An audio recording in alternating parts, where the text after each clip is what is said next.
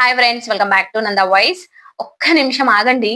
మీరు ఈ వీడియో చూస్తున్నారంటే ఖచ్చితంగా మీరు ఒక 50 లేదంటే 100 లేదంటే ఒక్కోసారి 200 కంపెనీలకి రెజ్యూమ్ పంపి ఒక్క కాల్ కూడా రాక ఫ్రస్ట్రేట్ అయిపోయి ఉంటారు. రాత్రిపూట ఇలా అనుకుంటూ ఉంటారు. నా స్కిల్స్ సరిపోవట్లేదా అని మీరే ప్రశ్నించుకొని ఉంటారు కదా! ఎంతమంది మీలో ప్రశ్నించారో కింద కామెంట్ సెక్షన్ లో కామెంట్ చేయండి. ఫ్రెండ్స్, నేనిప్పుడు చెప్పేది వినండి. మీ రెజ్యూమ్‌ని ఇప్పటివరకి ఒక్క మనిషి కూడా చూడలేదు. షాక్ అవ్వకండి. ఇది నిజం. మీరు పంపిన ప్రతి రెజ్యూమ్‌ని ముందు ఒక రోబో చదువుతుంది. దాని పేరు ఏటీఎస్, అంటే అప్లికెంట్ ట్రాకింగ్ సిస్టమ్. ఈ రోబో 100లో 90 రెజ్యూమ్స్‌ని కళ్ళు మూసుకొని రిజెక్ట్ చేసేస్తుంది. ఆలోచించండి. 100 మంది అప్లై చేస్తే కేవలం 10 మంది రెజ్యూమ్‌లు మాత్రమే హెచ్ఆర్ కంటికి కనిపిస్తాయి. మిగతా 90 మంది టాలెంట్ ఎంత బాగున్నా ఫార్మాట్ తప్పు వల్ల చెత్తబుట్టలో పడిపోతాయి. ఇంకో విషయం కూడా చెప్తాను. చాలా మంది జాబ్ నోటిఫికేషన్ వచ్చిన 3, 4 రోజుల తర్వాత అప్లై చేస్తారు. అప్పటికే ఆ పోస్ట్ 500, 1000 అప్లికేషన్స్ వచ్చేసి ఉంటాయి. కంపెనీ అప్లికేషన్ లిమిట్ క్లోజ్ చేసేస్తుంది. మీ రెజ్యూమ్ ఎంత బాగున్నా అది క్యూలో కూడా చేరదు. కాబట్టి టైమింగ్ కూడా ఇక్కడ చాలా కీలకం అండి. సో ఈ వీడియోలో నేను మీకు రెజ్యూమ్ ఆర్డర్ ఎలా ఉండాలో, ఏ కంపెనీకి ఆ కంపెనీ ప్రకారం ఎలా కస్టమైజ్ చేసుకోవాలో, ఏఐని బురిడి కొట్టించే 4 సీక్రెట్ రెడ్ ఫ్లాగ్స్ ఏంటో పూర్తి రీసెర్చ్ తో చెప్తా. ఆఖరిలో ఒక లైవ్ మ్యాజిక్ ట్రిక్ కూడా చూపిస్తా. దాంతో మీ రెజ్యూమ్ ఈ రోబోకి పాస్ అవుతుందో లేదో మీ ఫోన్ లోనే 2 నిమిషాల్లో తెలుసుకోవచ్చు. కాబట్టి వీడియోని పూర్తిగా చూడండి. మధ్యలో స్కిప్ చేయకండి, ఎందుకంటే మిస్ అయితే మీకు నష్టం. సో లెట్స్ స్టార్ట్ అండి. ఫ్రెండ్స్, రెజ్యూమ్ విషయంలో చాలా మంది చేసే మొదటి తప్పు ఏంటంటే, రెజ్యూమ్ మొదట్లోనే తండ్రి పేరు, పుట్టిన తేదీ, మతం, కులం లాంటివి ఇలాంటి పెట్టడం. ఇది పాత స్టైల్ బయోడేటా ఫార్మాట్. కానీ ఇప్పుడు కంపెనీలు వెతికేది బయోడేటా కాదు, ప్రొఫెషనల్ రెజ్యూమ్. ఇది ఏటీఎస్ కి, హెచ్ఆర్ కి ఇద్దరికి నచ్చదు. ఎందుకంటే హెచ్ఆర్ కి మీ పర్సనల్ డీటెయిల్స్ కంటే మీరు ఆ జాబ్ కి ఎంత సూట్ అవుతారు అనేది ముఖ్యమండి. సో సరైన ఆర్డర్ లో ఉండాలి. సో జాగ్రత్తగా నోట్ చేసుకోండి. నేను ఆర్డర్ ప్రకారం చెప్తాను. ఈ ఆర్డర్ లో మీ రెజ్యూమ్ ఉందో లేదో చెక్ చేసుకోండి. అలాగే కొత్తగా ఎవరైనా రెజ్యూమ్ ప్రిపేర్ చేసుకుంటే ఈ ఆర్డర్ లో చేసుకోండి. ఓకేనా అండి? సో మొదటిది, మీ పేరు కింద వెంటనే మీరు అప్లై చేస్తున్న టార్గెట్ జాబ్ రోల్ స్పష్టంగా కనిపించాలి. ఫర్ ఎగ్జాంపుల్, ఇప్పుడు సాఫ్ట్‌వేర్ డెవలపర్ అని అప్లై చేస్తుంటే మీ పేరు కింద ఆస్పైరింగ్ సాఫ్ట్‌వేర్ డెవలపింగ్ అనో, సాఫ్ట్‌వేర్ డెవలపర్ అనో పెద్ద ఫాంట్ లో ఉండాలి. ఇది చూడగానే రిక్రూటర్ కి క్లారిటీ వస్తుంది. సో ఇక రెండవది ఏంటంటే ప్రొఫెషనల్ సమ్మరీ. ఇది 3, 4 లైన్‌లు, అంటే మీ ప్రొఫైల్ గురించి చెప్పే చిన్న పరిచయం. ఇక్కడ మీరు బెస్ట్ క్వాలిటీస్ ని హైలైట్ చేయాలి. సో థర్డ్ వన్ ఏంటంటే టెక్నికల్ ప్రాజెక్ట్స్. మీరు కాలేజ్‌లో గాని, ఇంటర్న్‌షిప్‌లో గాని చేసిన బెస్ట్ ప్రాజెక్ట్స్ లేదా పోర్ట్‌ఫోలియో వివరాలు ఇక్కడ ఉండాలి. సో ఫ్రెషర్స్‌కి ఇది చాలా కీలకం. ఎందుకంటే ఎక్స్‌పీరియన్స్ లేకపోయినా ప్రాజెక్ట్ మీ ప్రాక్టికల్ నాలెడ్జ్‌ని చూపిస్తాయి. ఇక ఫోర్త్ వన్ ఏంటంటే వర్క్ ఎక్స్‌పీరియన్స్. మీ గత ఉద్యోగాల వివరాలు ఇక్కడ ఉండాలి. ఇది ప్రాజెక్ట్ తర్వాత ఎడ్యుకేషన్ కి ముందు రావాలి. ప్రాజెక్ట్ తర్వాత ఎడ్యుకేషన్ కి ముందు. సో ఎందుకంటే మీ ఎక్స్‌పీరియన్స్ మీ డిగ్రీ కంటే ముఖ్యం అని చాలా కంపెనీలు భావిస్తాయి. ఇక ఫిఫ్త్ వన్ ఎడ్యుకేషనల్ డీటెయిల్స్. మీ చదువు వివరాలు, పర్సెంటేజ్‌లు. ఇంకా సిక్స్త్ వన్ ఏంటంటే స్కిల్స్.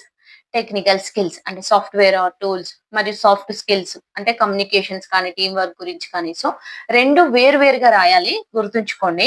ఇక సెవెంత్ వన్ ఏంటంటే పర్సనల్ ప్రొఫైల్. మీ వ్యక్తిగత వివరాలు ఖచ్చితంగా అందరికంటే చివర్లోనే ఉండాలి. అది కూడా అవసరం అయితేనే. సో ఇంకా నేను ఒకటి చెప్తాను. ఇక రెండో ముఖ్యమైన రూల్ ఏంటంటే, అన్ని కంపెనీలకు ఒకే రెజ్యూమ్ వాడకూడదు. చాలా మంది ఒకే రెజ్యూమ్ ని కాపీ పేస్ట్ చేసి వందల కంపెనీలకు పంపిస్తారు.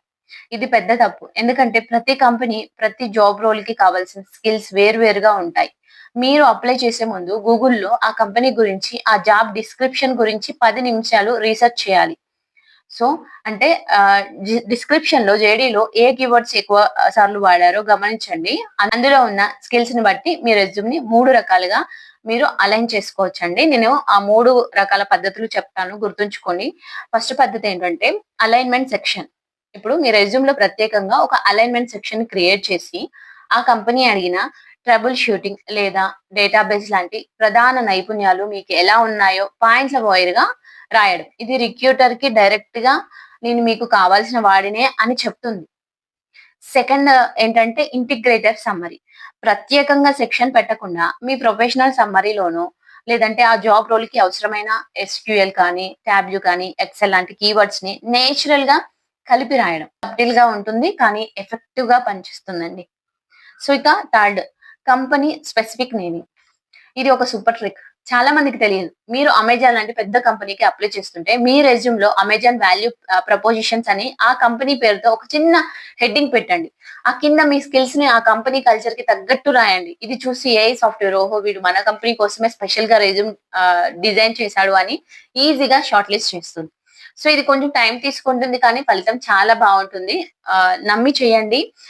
బట్ రెజ్యూమ్‌లో మీరు మీకు ఉన్న స్కిల్స్ కాకుండా వేరేవి పెట్టకండి.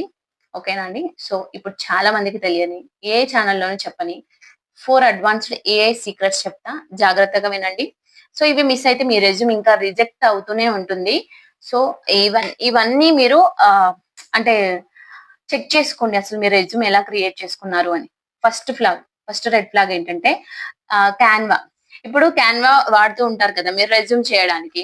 సో, క్యాన్వా ట్రాప్ ఏంటంటే చూడడానికి కలర్‌ఫుల్‌గా, ఆకర్షణీయంగా ఉందని సో, గ్రాఫిక్స్ టెంప్లెట్స్ వాడుతూ ఉంటాం. సో, అలా వాడకండి.